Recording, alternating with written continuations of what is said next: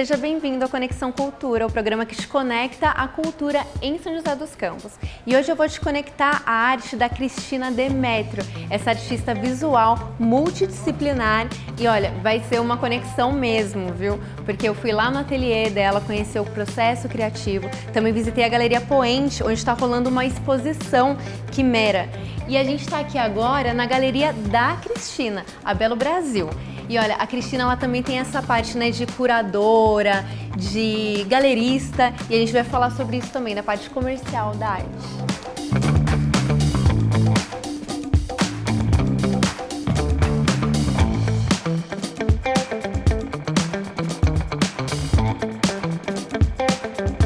Cris, obrigada por receber, por esse rolê todo, né? Várias gravações em vários lugares, uma super disponibilidade aí. E olha, a sua exposição que está acontecendo lá na Galeria Poente, o nome dela é Quimera, né? Sim. E eu acho que ela descreve bem a sua arte, fala bem sobre você, né? Então explica para o pessoal por que ela chama Quimera. Porque eu me considero uma quimera. Eu desenvolvo vários estilos, eu desenvolvo várias técnicas dentro da arte. Isso porque eu nasci dentro da arte. São 60 anos de vida e 60 anos de arte. Meus pais eram artistas, meus tios, meus avós, até minha bisavó. Então eu acho que a gente é um amontoado dessas coisas, dessas experiências vividas, não só em família, mas com os amigos, com as pessoas que admiram arte, por ter frequentado desde criança Bienal, São Paulo, que é todo ano a gente estava na Bienal. Então eu acho que isso é a quimera, porque é essa mistura, sabe? Esse bicho diferente, cheio de arte para tudo que é lado. E uma parte da descrição, né, da sua arte lá na galeria, ela fala assim, ó gente, usa materiais simples e corriqueiros, transformando-os em obras sofisticadas e de grande beleza. E você teve uma intenção, porque quando apareceu o ateliê, vocês vão ver direitinho o que a gente está falando, né? Essa transformação de materiais. Mas a intenção do seu trabalho está muito nisso, né? Sim, a própria vida do artista faz ele buscar coisas diferentes. A gente está sempre tentando pensar fora da caixa, né? E o meu material, eu desenvolvi um material para que ele tivesse a textura que eu queria e que ele fosse também um material barato e também sempre com uma visão ligada à sustentabilidade, ligada à reciclagem, com uma preocupação muito grande ao meio ambiente. E esse período que eu estou trabalhando com arte, eu tenho me preocupado muito com isso, porque é um tema constante, né? Então a gente busca sempre, a minha tinta eu criei, eu pigmento ela na quantidade que eu quero e eu intercepto o material antes dele ir para a natureza. Então eu curto muito isso. Perdido, né? Ele iria ser jogado fora, vai do lixo ao luxo. A gente vai mostrar bem mais sobre isso, gente, lá mais pro final do programa. Não percam, continuem que vocês vão ver. Tem técnica que ela desenvolveu, né? Vai ficar tudo quem quiser aprender, tem um workshop. Segura aí e continua assistindo a gente. Mas agora, eu queria conversar com você, sabe, pegar de onde o artista começou. Queria que você contasse essa história, sabe? Como que foi os seus primeiros contatos com a arte? Como que veio isso até você? Quando que você percebeu que estava fazendo arte? Então, como falei para você, meus pais já eram artistas. Eu nem me conhecia como gente e já fazia arte. Não essa arte de criança, né? Essa também a gente faz, mas assim, eu já usava as tintas que meus pais usavam, já usava os materiais que eles usavam, estava sempre dentro de outros ateliês de amigos deles, vendo outras técnicas. Então eu nem me lembro quando foi que eu comecei a fazer arte. Meus pais me incentivavam muito, né? Então, eu só fui descobrir o mundo normal, o mundo que todo mundo vive. Não era aquele de arte da sua família? Quando eu fui para a faculdade. Porque na faculdade, o interesse das pessoas, as músicas que eles cantavam, que eles conheciam, eram totalmente estranhas. Eu vivia numa bolha, num mundo somente voltado à arte. Porque é o pai e a mãe, os tios, os avós. Né? Então a arte ela é intrínseca, acho que eu não tive nem escolha, sabe? Eu cresci dentro da arte.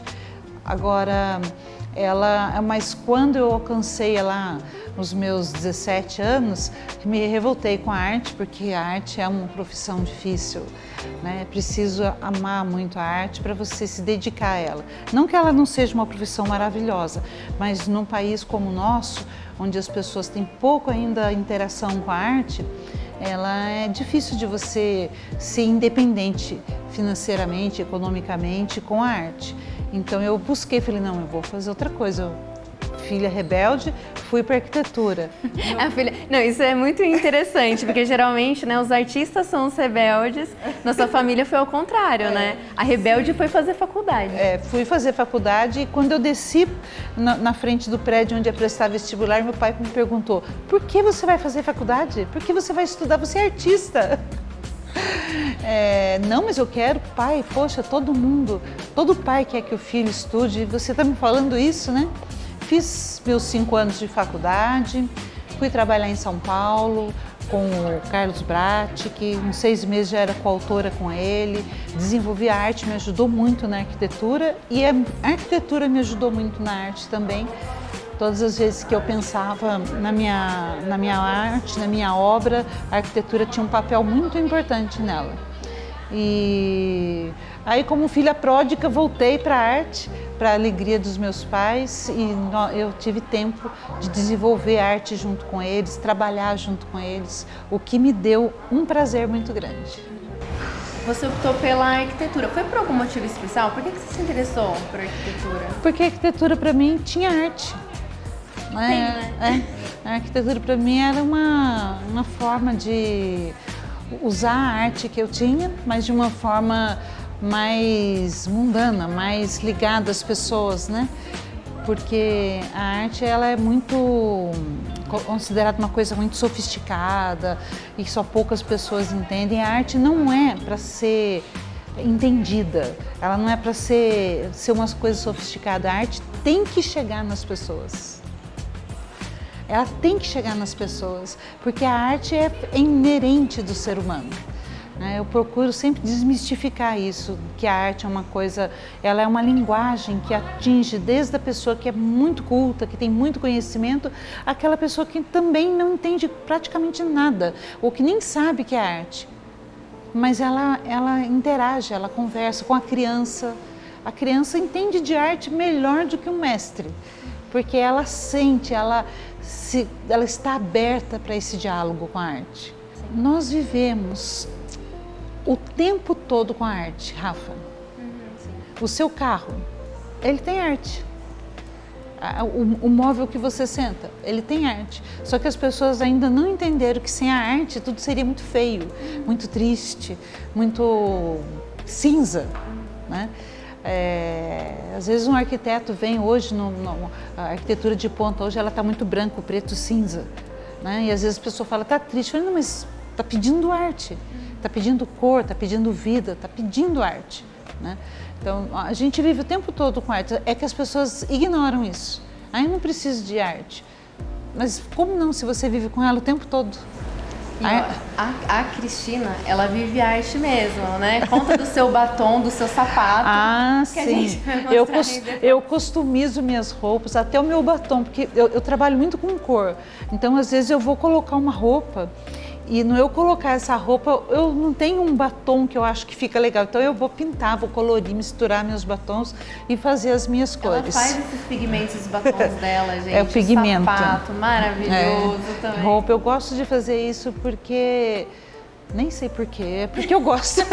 É de mim, sabe? Eu não consigo pegar uma coisa e já... E usar sem... Eu olho, nossa, mas precisa disso, precisa daquilo, né? Então, eu tenho uma estilista que é a Júlia Pantaleão, que a gente discute roupas juntas.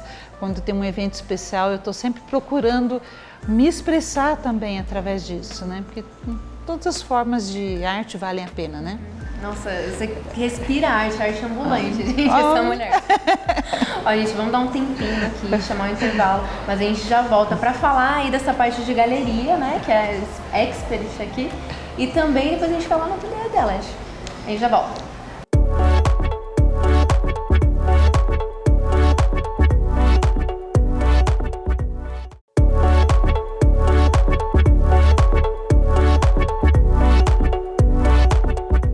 de volta aqui com a Cris. Eu tô íntima já com a Cristina Demetrio. E eu quero falar agora quando você foi por esse caminho de se tornar galerista, né? Como que você começou a entrar nesse mundo? A maioria dos artistas, eles não vivem só da arte. Eles têm um emprego que garante o ganha-pão deles e a arte vem acompanhando essa vida. Para mim, como eu venho de uma família que só vivia da arte, eu vivo da arte, eu não tenho outro trabalho. Então, para mim é muito importante que eu possa vender a minha arte. E qual a forma que eu tinha para vender a arte? Se eu fizesse uma exposição, eu fico lá 30 dias, 60 dias com uma exposição, mas eu precisava encontrar uma forma mais permanente, né? Então eu fui desenvolvendo meios para, através de parcerias, conseguir abrir uma galeria e isso foi se tornando muito forte. O Shopping Colinas é um parceiro maravilhoso, ele proporciona que a gente possa ter um espaço maravilhoso, né? Nosso parceiro nesse espaço. Então, e à medida que eu comecei a precisar viver da minha arte, eu comecei a perceber que eu não podia vender só a minha arte, eu podia vender a arte de outros artistas também. E quando eles perceberam isso, eles começaram a deixar a arte em casa e eu, quando vim para a galeria, eu já vim assim, nossa, vamos trazer vários artistas. Comecei a aprender a conhecer artistas de ponto, porque a gente está aqui no interior, não está em São Paulo. Em São Paulo é onde tudo acontece, né? Onde os artistas se mostram como artistas. E muitos de nós escolhemos ficar no interior. Então, o nosso trabalho tem a qualidade como de qualquer outro artista na capital, mas a gente não tem aquela visão, aquela movimentação, sim, né? Exatamente. Então a galeria serviu para isso. Então a gente traz artistas de São Paulo ou de fora do Brasil para cá e também exporta as nossas artes para a capital, expondo em galerias lá também. E assim as pessoas, você vai fazendo, reciclando, conhecendo novos clientes, né? E na galeria você não tem um tipo só de arte. Ela vai na minha casa, ela vê só o meu trabalho. Ela vai num ateliê meu, ela vê só o meu trabalho. Mas numa galeria a pessoa pode ter uma abertura maior para escolher o estilo que ela quer, que combina na casa dela, né? Então e foi isso que me levou a abrir a galeria. E hoje a gente abre esse espaço para as pessoas virem fazer eventos, virem fazer outras coisas dentro, para aproveitar esse espaço e abrir para as pessoas cada vez mais. A arte aqui. Sim, o tempo todo. Toda sexta-feira a gente faz um happy hour aqui com artistas, com clientes, para que as pessoas possam estar interagindo e cada vez se sentindo mais à vontade para frequentar o nosso espaço, sem aquele compromisso de que vem para comprar arte. Nosso interesse é que a pessoa venha para se afeiçoar à arte, para aprender a gostar, conviver com a arte, ver os benefícios que ela traz. Porque ela traz um monte de benefícios. Essa parte comercial da arte, aí você já me contou que teve é de família também, né? Porque o artista, a maioria, eu acho que tem essa dificuldade, né? Sim. De precificar, de valorizar financeiramente a própria arte, não tem? Sim. Você sabe dizer melhor, tem essa dificuldade. Existe uma maneira, né, de você olhar um trabalho e precificar ele. É muito difícil você colocar o preço de uma arte de um outro artista, né? Dizer, olha, vale tanto o seu trabalho. Mas como tudo é um comércio, tem a lei da oferta e da procura, né? Quando um artista nos deixa, não tem mais a produção desse trabalho, então existe um aumento do preço desse trabalho, fica raro o trabalho, outras pessoas, porque sabem que o artista foi embora do nosso meio, então ele quer vender aquele trabalho. Então a gente... ela é um mercado também. Por exemplo, as pessoas não estão acostumadas a investir em arte, mas a arte ela é um ótimo investimento. quando você passa a entender um pouco melhor, você acaba investindo em artistas que estão despontando. Você começa a entender, por exemplo, que o grafite, as artes mais contemporâneas, que muitas pessoas não se interessam por elas, porque a visão ainda não está, o olho ainda não está acostumado a ver esse novo trabalho, ver isso daí como não arte, né? Mas serão as obras no futuro que vão ter grande valor, como foram os modernistas. As pessoas criticaram muito o nosso grande escritor Monteiro Lobato, aqui da nossa região, criticou tanto a arte moderna e hoje valem milhões esses trabalhos, né? Então, essa visão de conhecer, saber valorizar é importante.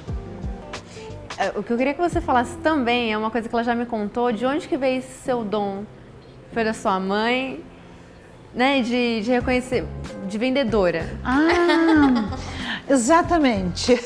A minha mãe me ensinou, porque no dia a dia, o meu pai, por exemplo, ele expôs na 9ª Bienal, foi premiado na 9ª Bienal, ele estava sempre fazendo entrevistas, liderando movimentos de arte na região, e minha mãe sempre quietinha ali atrás, produzindo as coisas. Ela falou: mãe, meu pai é tão famoso, mas é tão difícil ele vender obra de arte, mas a senhora vende tudo, qual é o segredo? Porque eu queria vender arte, né? Eu queria vender, a gente ia para a exposição, eles colocavam as coisas deles para vender, eu colocava as minhas também e vendia. Então eu queria vender que nem minha mãe, tudo, né?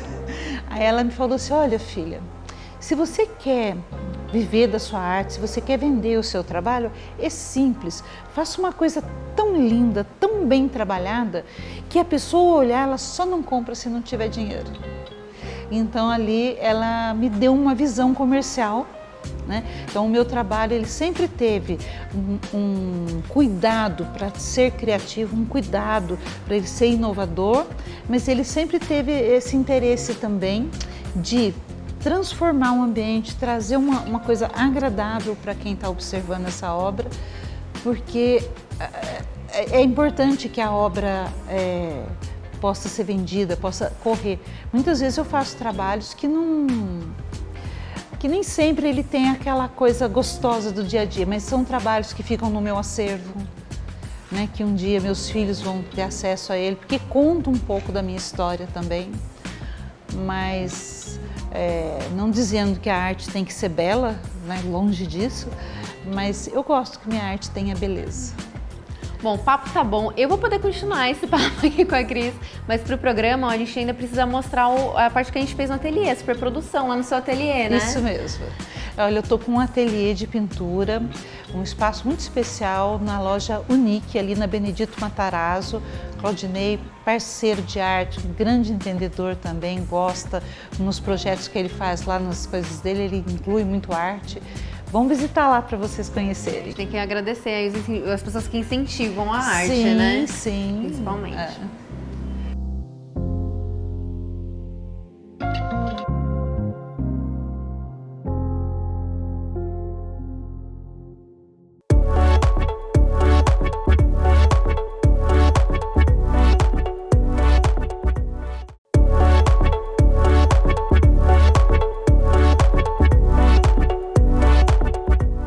Pinturas abstratas, que são totalmente intuitivas e gestuais, com camadas de tintas sobrepostas.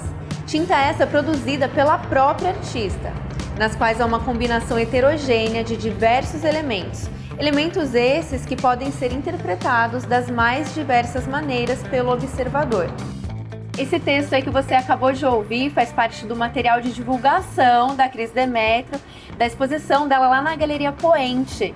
E ele fala dos seus materiais, né, Cris? Sim, sim. Ó, a gente tá aqui no ateliê dela, que é o coração do artista, um dos ateliês dela. Um dos ateliês, onde ela desenvolve parte do trabalho dela para falar sobre esses processos criativos, sobre o material, né? A Cris, ela usa vários meios, vários materiais para se expressar. Sim. Aqui é um ateliê onde você... mais pintura, não é? Aqui eu desenvolvo pintura. Uhum. Pintura e algumas esculturas também em policarbonato, madeira, mas assim, na maior da parte é sempre a pintura. Uhum. E aí a gente vai falar, eu fiquei curiosa sobre essas tintas que você desenvolve. É bem especial, né? Ó, essas tintas aqui? Sim, sim.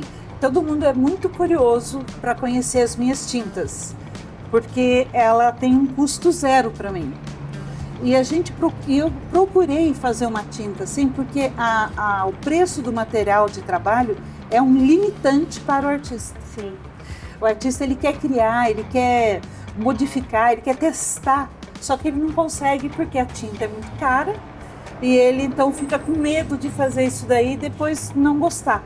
Né? Então eu passava por isso também desde criança, vim de uma família de artistas e o artista tem dia que tem dinheiro, tem dia que não tem. Então eu pintava geralmente com o resto das tintas dos meus pais e sempre era muito pouco.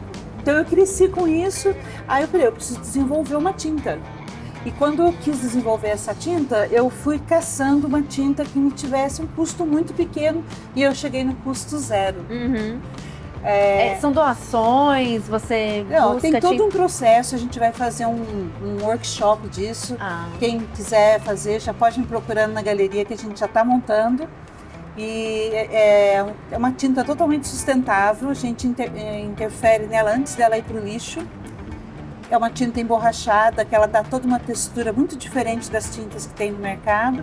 E eu quero abrir isso para todo mundo, quero que os artistas façam uso desse material também, né? Porque meu pai sempre me dizia que é que nem um buraco, quanto mais você tira, maior fica. Então a gente não deve esconder essas coisas, a gente deve passar para frente, que sempre viram novas ideias. E essa ideia de material sustentável sua não fica só nas tintas, né? Não. Todo material, madeira, metal... Todo material que eu uso é sustentável. Madeira, as esculturas em madeira são tiradas de construções que estão sendo demolidas. Né? Até a base que eu uso madeirite de construção, até tela de televisão, quando o pessoal desmonta, vai sobrando. Essa é a tela de televisão? Sim. Nossa! Tem essas daqui, tem o acrílico, eu tiro e faço delas telas também e produzo. Eu acho que a gente tem que pensar na arte como uma ferramenta para a vida. Não só para você produzir coisas decorativas ou coisas que vão para a vida de outras pessoas, esse diálogo que a arte estabelece com as pessoas, ela iguala, né? O diálogo da arte, ela iguala tanto aquele que entende muito de arte, como aquela pessoa que não entende nada, mas olha e se compraz com aquela obra. Então a gente pensa nisso porque ela é uma ferramenta de vida, uma ferramenta que você pode usar não só para produzir arte, mas também para modificar o mundo. Sim. E eu queria saber como que você chegou nesses materiais, porque você tem formação em arquitetura. Sim, eu sou formada em arquitetura. Teve alguma ligação? Porque você mexe com cimento, com metal. Com toda certeza. Os bancos acadêmicos me deram aí uma visão bastante aprimorada da minha arte. Né? Tudo que você aprende, porque a criatividade, ela é uma coisa que você precisa de muita informação para você formar o seu processo criativo. Se você não tem essa quantidade de informação, você não consegue criar. Como que eu vou criar um motor se eu não sei como que ele funciona? E a arte é a mesma coisa. Então, é muita informação, é muita pesquisa. Meu pai já era um grande pesquisador de materiais. Então, eu entrava no ateliê dele, estava cheio de resina, cheio de coisas diferentes. E eu sempre fui muito curiosa. Aliás, a curiosidade é o anzol da criatividade. Então ali eu já fui desenvolvendo todos esses materiais que eu uso hoje e lógico, com o passar do tempo você vai se tornando uma artista mais experiente. Esse ano eu vou fazer 60 anos, são 60 anos de vida e são 60 anos de arte. Então a gente vai desenvolvendo mais o nosso processo criativo e buscando, é só botar a cabeça para funcionar. Né? Porque você vê, por exemplo, uma obra sacra que eu faço em madeira e fica fácil você falar, ela estava querendo fazer um santo, ela tem fé nisso daí, então é fácil de imaginar esse processo criativo. No entanto, quando a gente vai para uma arte abstrata, as pessoas olham e falam assim, o que ela quer dizer com isso? Né? Na verdade, no processo da pintura abstrata, eu não quero dizer nada. Eu não quero que você olhe e entenda alguma coisa, eu quero que você se entenda. Eu quero que você mergulhe dentro do trabalho, né? e se desenvolva lá dentro, porque ela é como um portal para dentro de você, ou um portal para outro mundo. Então você vai entrar, vai fazer aquela imersão e deixar o seu pensamento se acalmar. Coisa mais gostosa do mundo, quando você não está pensando em nada. Sim. É paz, né? É sinônimo de paz. Então a arte abstrata, ela é tão querida e as pessoas gostam tanto porque ela faz isso, ela te joga para dentro dela, ou te joga para dentro de você e faz você ter momentos íntimos com você ou de simplesmente não pensar nada. Agora, quando eu estou fazendo, meu sentimento vai para aquilo ali. Não um sentimento de alegria, de tristeza, não, eu procuro também não pensar em nada, eu procuro só o gestual, eu procuro só a cor, eu gosto muito de cor. Como eu preparo as minhas próprias tintas, eu sou muito exigente com as cores, elas têm que ter um conjunto elas têm que formar um conjunto que se entrelace, né? Então, eu acho que no abstracionismo é isso. Eu aprendi muitas técnicas, mas hoje eu tenho eu digo que meu trabalho ele é mais contemporâneo. Embora ainda eu faça algumas coisas que eu aprendi na infância, como a escultura em madeira, na argila, onde eu ensino outras pessoas a essa arte da figura popular que está sendo quase perdida e eu não quero que se perca, né? Hoje meu trabalho é mais contemporâneo. Sim. Tem como você mostrar? É claro que assim, a gente não vai mostrar os segredos dela, né? Não é para o pessoal fazer, o workshop vai ser para isso, né? Mas tem como você mostrar alguns materiais seus, como que você utiliza? Você está no meio de um processo ali também, sim, né? Eu preparei umas tintas, aqui a textura dela, que delícia, dá até vontade de comer. É verdade. E eu preparei alguns tons de vermelho, que eu quero fazer uma obra em tons de vermelho. Como eu falei para você, eu me preocupo muito com a pigmentação da tinta. Os pigmentos que eu uso são pigmentos importados, de alta qualidade, e eles podem ir pode ir para a área externa também, eles aguentam sol, chuva. Tem vários murais aplicados no exterior, então, mas a gente pode sim, vamos trabalhar um pouco, vamos ver aí o trabalho, como é que ele se desenvolve. Na verdade, essa espátula é resto de material também que eu pego nessas empresas que fazem programação visual. Eles guardam para mim que eu posso usar elas como espátula. Legal. Pano de limpeza é tudo roupa velha. É tudo pensando no bem-estar, né, do mundo.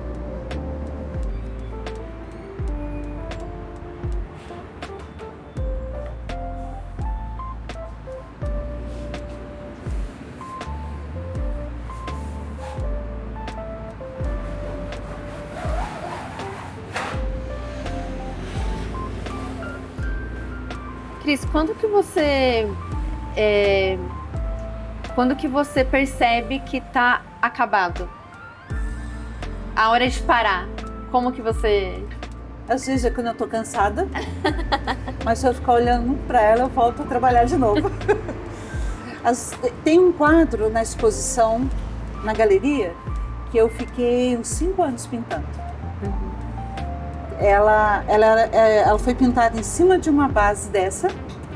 Você nota que quando eu vou pintando vai sobrando tinta. E essa tinta que vai sobrando, ela vai fazendo um trabalho bonito embaixo também. Aí quando ela começa a dar muita textura, que começa a influenciar no meu trabalho, então eu pinto em cima dela. Então ela tinha tinta de todos os quadros que eu pintei em cima dela. E tem tinta de todos os quadros que eu pintei para a exposição na Poente. Então eu fiquei uns 5 anos pintando ela. Nossa. Eu estou apaixonada por ela. Essa levou tempo. A arte, ela tem um poder transformador muito grande. Você observa isso aonde ela entra em trabalhos sociais, ou dentro de uma família, ou na vida de uma pessoa. Ela tem esse poder de transformar. Diz que a principal atividade de Deus é criar. E quando a gente está produzindo arte, você está criando. E como dizem que nós somos feitos à imagem e semelhança dele, com toda certeza nós estamos exercendo a nossa imagem e semelhança com Deus quando estamos criando. Ai, que massa. Cris, muito obrigada por nos receber aqui e deixar a gente acompanhar esse processo lindo. Legal. Obrigada.